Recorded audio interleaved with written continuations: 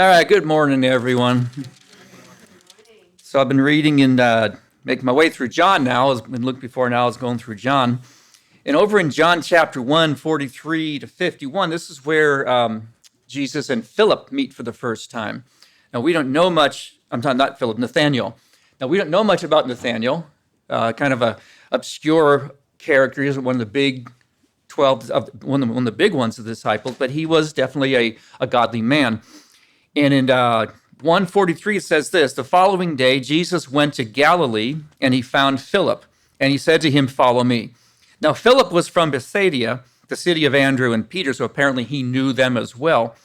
And Philip found Nathanael and said to him, "We have found him of whom Moses in the law and also the prophets wrote, Jesus of Nazareth, the son of Joseph."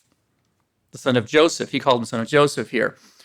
Apparently didn't know about the virgin birth at that point. And Nathanael said to him, "Can anything good come out of Nazareth?" And Philip said to him, "Well, come and see." So Jesus saw Nathanael coming toward him and said to him, "Behold, an Israelite indeed, in whom is no deceit." And Nathanael said to him, "How do you know me?" And Jesus answered and said to him, "Before Philip called you, when you were under the fig tree, I saw you." Nathanael answered and said to him, "Rabbi, you are the Son of God. You are the King of Israel." And Jesus answered and said to him, "Because I said to you, I saw you under the fig tree, do you believe? You will see greater things than these." And he said to him, "Most assuredly, I say to you, hereafter you shall see heaven open and the angels of God ascending and descending upon the Son of Man." A couple of things I saw in this. First off was what Nathanael said, what Jesus said about Nathanael. He said, "Behold, an Israelite indeed, in whom there is no deceit." It almost seems like he's surprised. Whoa, look at that guy. He's not deceptive, kind of a thing.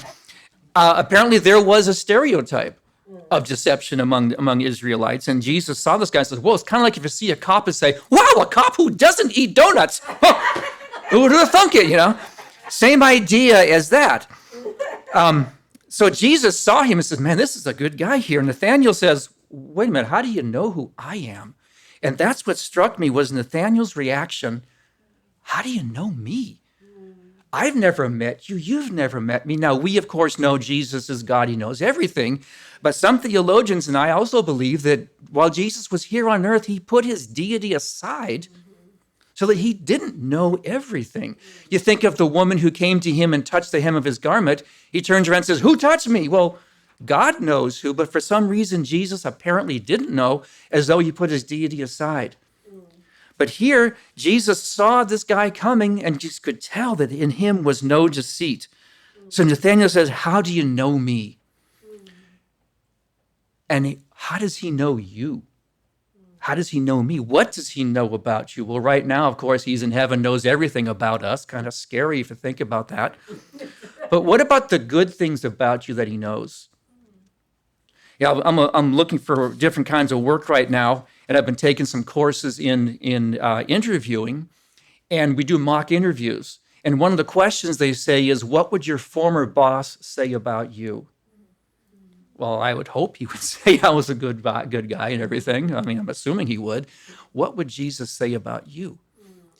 When you go to heaven and the Father says, "Why should I let you into heaven?"